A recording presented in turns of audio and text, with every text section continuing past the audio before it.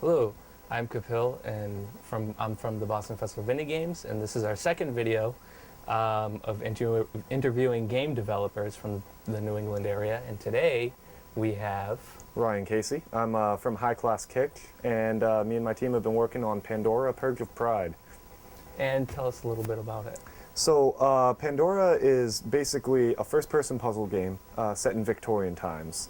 You're playing as Pandora. She's a Victorian woman, and she's like a real curious sort of person, right? So her husband brings back this this box, like the box from Pandora's box, right? Yep. And she opens it out of curiosity. The 7 deadly sins are unleashed upon her mansion, and she has to go through and solve all these puzzles using powers based on the 7 deadly sins. Yep. And we've been working on that for about a year now. Okay. Yep. And one thing, I really like the idea, but what I was curious about is, where'd you come up with it? So that's kind of interesting because it started out life as a student game, right? We were working at WPI on our senior project, and that's how we formed our group, was for that project. And we actually came up with it initially because we said, okay, what don't we want to make, right? What do we want to avoid? And we immediately just went like, no ninjas, no zombies, no pirates, no 8-bit revival, none of that, right? We wanted to do something that was a little different. So we looked to Greek myth. We looked to those classic stories, and we found that the story of Pandora's box was a lot of fun for that. Yeah. And that was basically the inspiration for that. All right, cool. Yeah, that's actually something that really excited me about the game. I was like, oh, I'm not seeing this every other. Not that there's anything wrong with that stuff, but I was like, oh, that's really cool that they're doing something different. And why England, Victorian? So that was partially because we wanted a setting that would sort of give us an advantage as artists. Okay. You know, to sort of make something interesting visually. Again, the Victorian setting isn't very well used a whole lot. I think maybe there's those Sherlock Holmes games, and that's about it.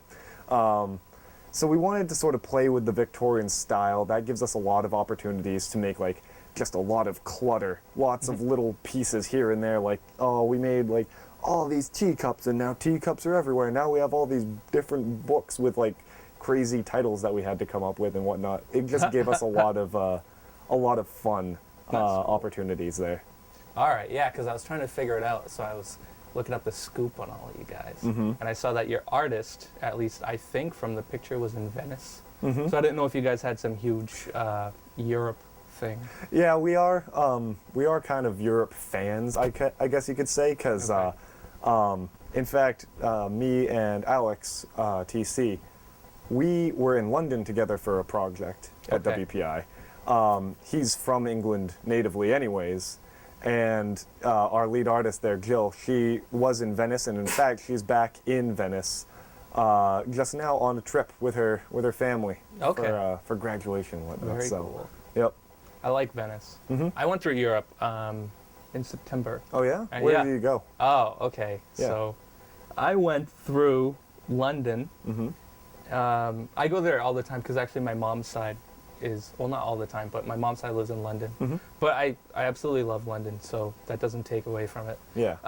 And then after that, I went to Brussels, which is in Belgium. I don't know if, okay, I didn't know that. Yep. And then after that, I went to Paris. See, I'm not good at this. Then I went to Offenburg. Okay. You ever hear of that? Is that in Germany, or? It's in Germany, Okay. and they have one thing. They have an amusement park. Okay. What kind So- of amusement park? Is it a good, like, It's big just one, or like, what? It's a really big one. Okay. And so I didn't go to the amusement park, though. My friend went. I was so exhausted that I actually slept maybe like 18 hours through that day. Really? So I didn't even go to the amusement park, which is the only reason to go to Offenburg. And then we went to Munich, and it was Oktoberfest then. Nice. And and we had these. We were staying in hostels, so then we ended up having these Hispanic roommates. Oh yeah? Who didn't speak a lick of English. So then it was really awesome because I took Spanish in high school and I sucked at it, but it's more than my friend did. And they didn't like him. Oh, really? Yeah, because like, I think they had an issue with him being white. Oh. So that they looked at me and they loved talking to me. And then afterwards, I remember I'd like make suggestions in terrible Spanish. I'd be like, "Oh, you guys are going there? Yeah, my friend's going there too. You guys should go together." And then they'd be like, yeah, they're like, No thanks. "Yeah, we'll stay in the room actually." And my friend's like, "What the hell?" So it was great because they liked me. That works out, yeah. Munich. And then from there, we hit Italy. And it was Rome, maybe not in that order, I don't remember. Venice, Rome, Naples. Okay. Yeah, and Naples has pizza. And that's basically why we went to Naples. Yep, so that's my trip to Europe. Sweet. Yep. But yeah, you know, we love Europe. Yeah, that's a lot of why we did England, you know. We like that old school stuff. I think it was also influenced by the fact that at least Jill and I were on a Downton Abbey kick as we were designing the game. So Okay. we were like, Edwardian England. Not so many people know Edwardian England. Maybe we'll go back a little bit into Victorian England. All right. That's true. Yeah. One thing that I wanted to actually point out about the game, you talked about having a lot of art choices with Victorian England, and you guys have hand-painted. Yes, absolutely. Yeah, we really wanted to sort of define a new art style for our game, right? Since this is going to be our first game that we're releasing as a team, we wanted it to be visually unique. We wanted to sort of set ourselves apart. So we went with this hand-painted, hand-inked art style. Okay. And it's, you know, it's got a lot of nice little details there. You can see the paintbrush strokes, you can see the, you know, pen strokes in it. And that gives it a good effect, almost like Borderlands-y, but a little more painty, I suppose.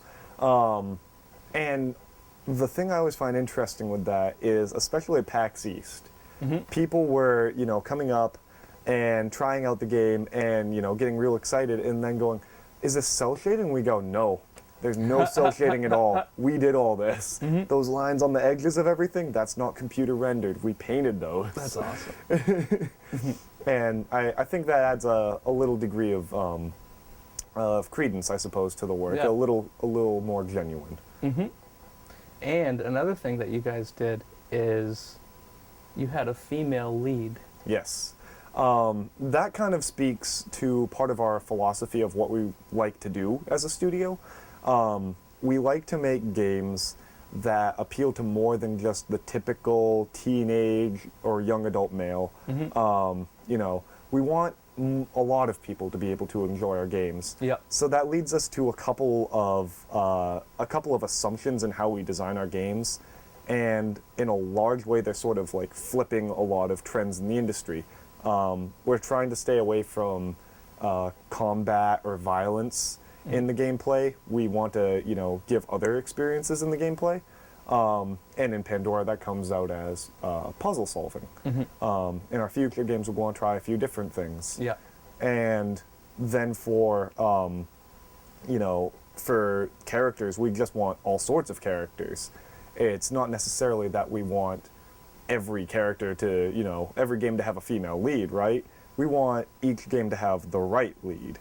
And in this case, Pandora was the right choice to make an interesting lead for Pandora, Purge of Pride. We wanted her to sort of play off the myth, you know, where Pandora opens the box and causes all this trouble.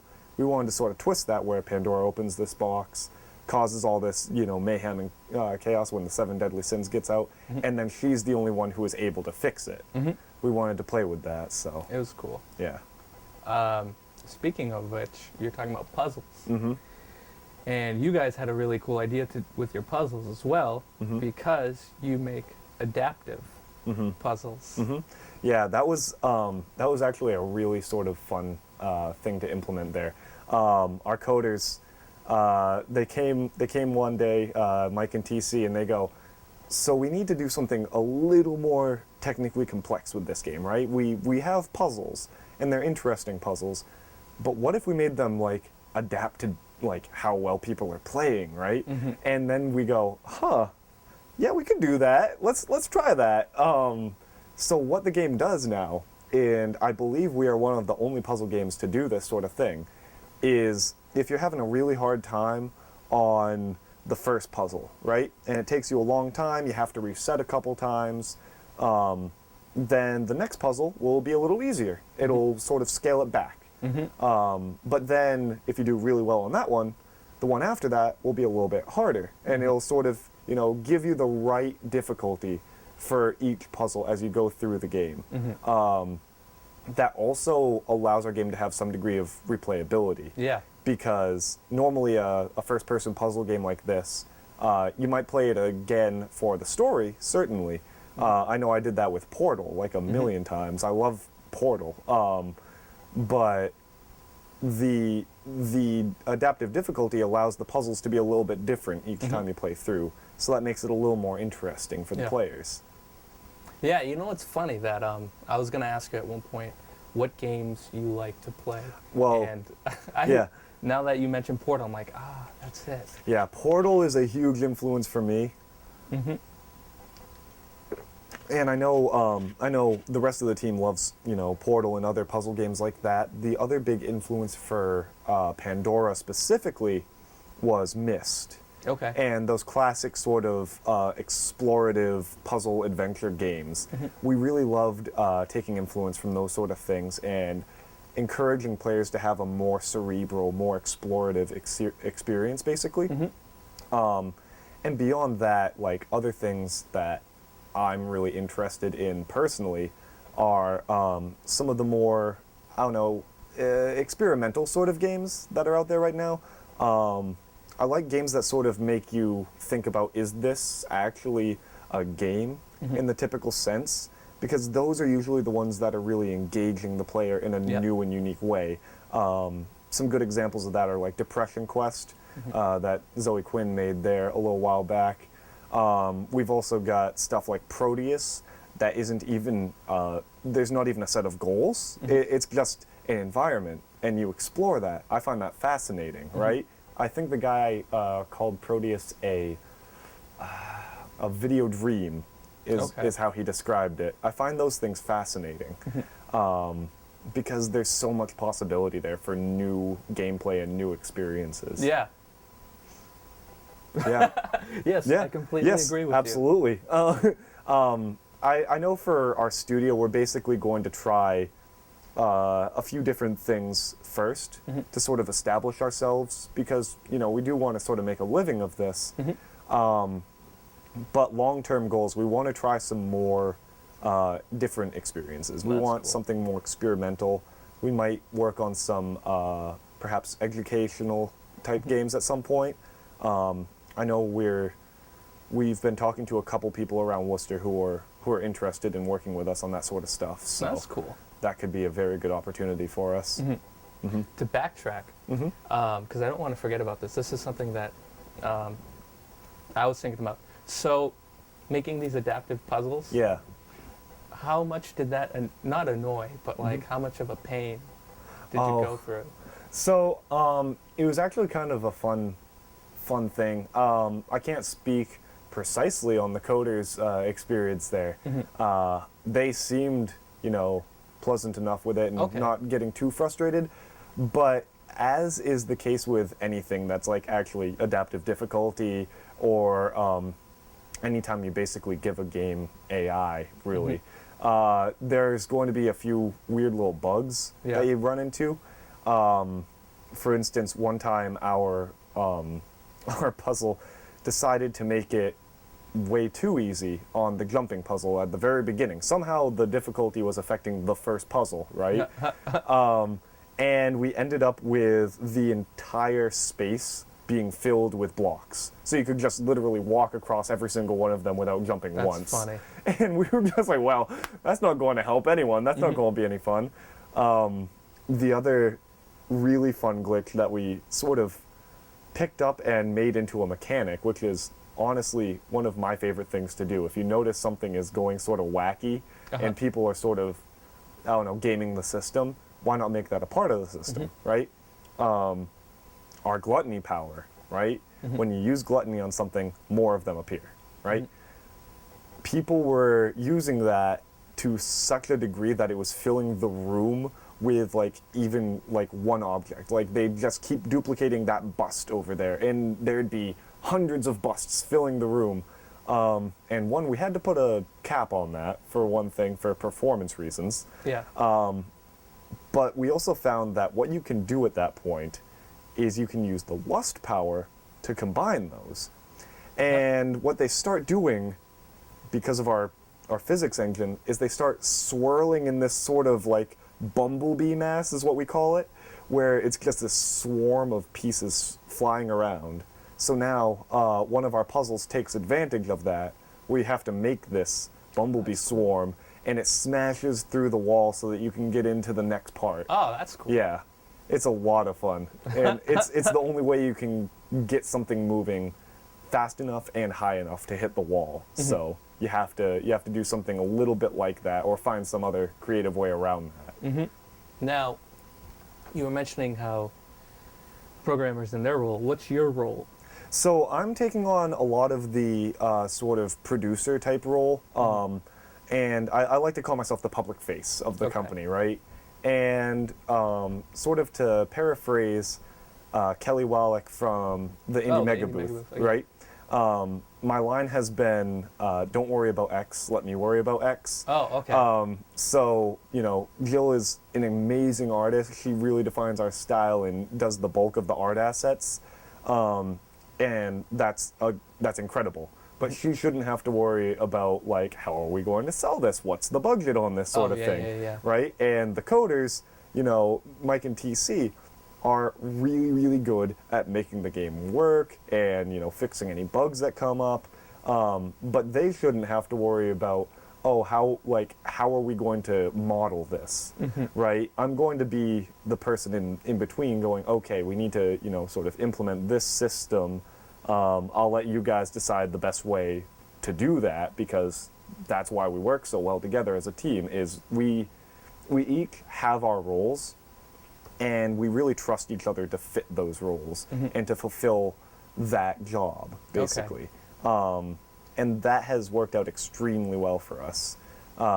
We can basically just go, okay, you know, meet up for a little bit, sort of confer as to what our goals are, you know, maybe figure out some tasks, some specific tasks, and then say, okay, let's split up again and start working, and then we'll come back in a little bit and compare notes. That's funny. Yeah, it's a lot of fun, and it allows for a really sort of, I suppose it's a completely informal Scrum.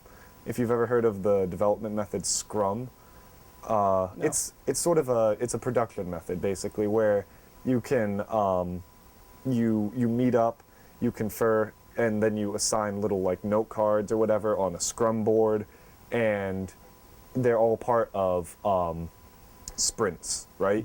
And for this sprint, you have to hit this goal, this goal, this goal. You're taking that one, you're taking that one, you're taking that one. And then at the end, you say, well, I made this progress.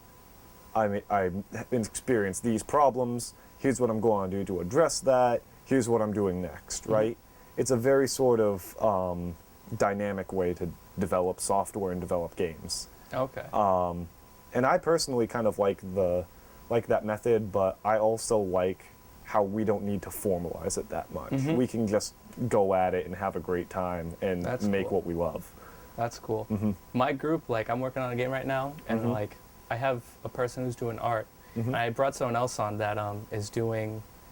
They're helping me out with the story, but like, I'm doing the coding, and like, it's really funny because I'm also doing the part of, you know, meeting producer the people type stuff and all that stuff. So it's really funny because at the end of the day, I spend more time just talking with people outside of the game than actually doing it. So then when it comes down to it and they're like, so is this working? I'm like, no, it's not working. Leave me alone. So our system isn't working too well right now.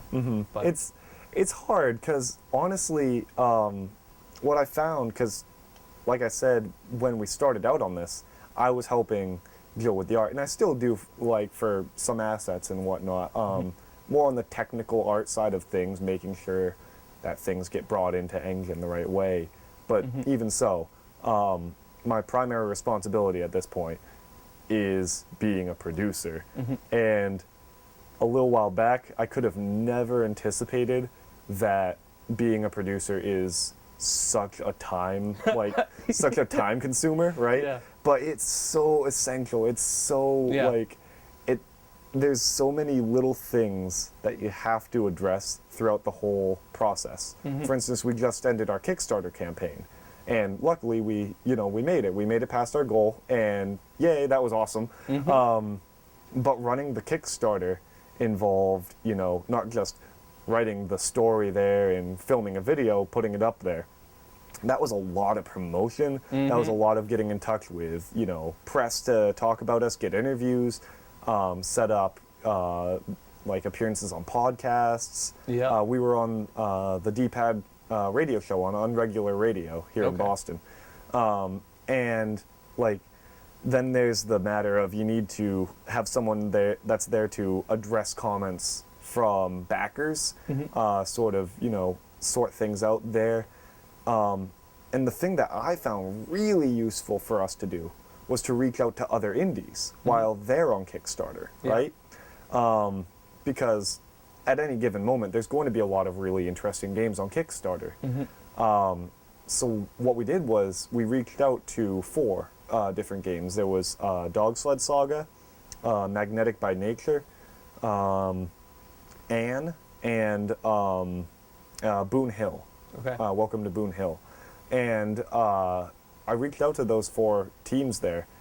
We set up a sort of cross promotion, right? And like I'd, hype up their game, they'd hype up ours. Mm-hmm. And that worked out really, really well because honestly, that's one of my favorite things about the indie scene. Yeah. Is how people are so cooperative. Yeah. And everyone is so hyped to see other people succeed.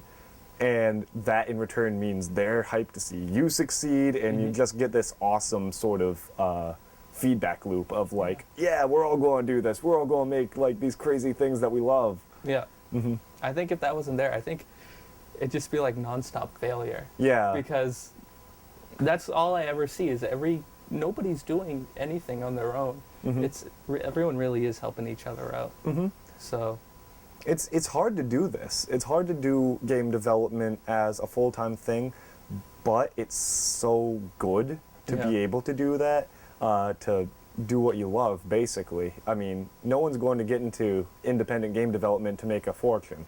yeah. They're going to do it because they love it, because they have some sort of idea or some passion to make some part of a game. Yeah. And that's wonderful. I find that so incredible. And it leads to more interesting games, frankly. And people can see that. Gamers can see that when the product comes out. That's the best thing about game development in my mind. It's really cool. Mm-hmm. One thing that's really cool, actually, is you guys are very far along. You did your Kickstarter. You're on Greenlight right now. Yep. How's that going? We got over 1,000 yes votes in the Okay. first 3 days. So, according to their stats, we're 6% the way to the top 100. I don't know what that means, but I don't know what being in the top 100 actually does for us, but we're getting there, and it's at a good pace. So, That's cool. I'm okay with that.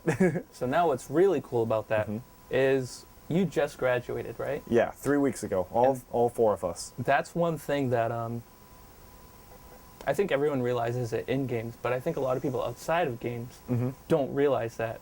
Like, you guys are doing so much, and I know a lot of people that I know personally, they don't make games or anything like that. They think that you have to have some kind of magical position to make a game or something like that. I don't know Right. if you know people who are like that. And so I've what's really run into cool that, yeah. is like you guys are a great example and inspiration to a lot of people who like you can really just get going on this stuff. Yeah, I mean, it comes down to a couple things. You need to be extremely dedicated, because this isn't going to get done if you're not working hard. Yeah. You got to be ballsy. You got to get out there and like just try crazy stuff. Yeah. I think that's a lot of the reason that we've been doing kind of well with, say, the Kickstarter with Greenlight is we're just like we're out there and we're honest with the gamers. And that, like I said, people can tell, that comes through really, really clearly. And the last thing is just like, we're enthusiastic, Yeah. right? And the one thing that I can guarantee about any game, no matter how good or bad the game is, people will not care about it if you're not enthusiastic. Yeah. If you don't care, how will anyone else care, right? You need to be out there and you need to be, on top of, just being hype. Yeah. That's what makes good games. And lots of indies do that. I love that. I met a 12-year-old kid. Oh yeah? Yeah, it was good. I met him at a birthday party for older people, and it was really funny because he really likes video games. And so then he just started talking to me. He's like, I really want to do it when I grow up, blah, blah, blah. And so it was really cool because it's all truth, which I think sounded silly to him. But I was like, yeah, nowadays they have stuff like the Unity engine. So I'm like, you should download Unity, and he did. I was like, start learning it. If you need help or whatever, I'll help you out with it. But and he does his own artwork. Oh yeah? So then I'm like, you're beast. Yeah, you're on top of this. Yes. I mean, that's the thing that always amazes me. I worked last summer at the Explo Summer Camp, and I was teaching the level design and the conceptual game design classes. And these are 8th and 9th graders, right? And these kids are coming up with insane game ideas, making really good, like we were making platformer games, making like really creative little platformer games. And this was in 2-3 weeks. They are completely just like on top of this. These are kids that have grown up with this literally their entire lives. Like, I technically grew up with games my entire life. And then they have this advantage of growing up with, these very modern games their entire life. When, like, most of them, when Portal came out, were like 7, 8 maybe? Yeah. And that is what their childhood is. And that's incredible. And, like, it's so crazy. They have such an advantage nowadays of... I'm like an old guy. No, I was telling him, and it's crazy. It's these kids, the way things are nowadays, it's like anyone can really just go out there and do it. So it's really cool because you guys are a good example now for people to look up to. So what's your favorite part of your game? What do you like most?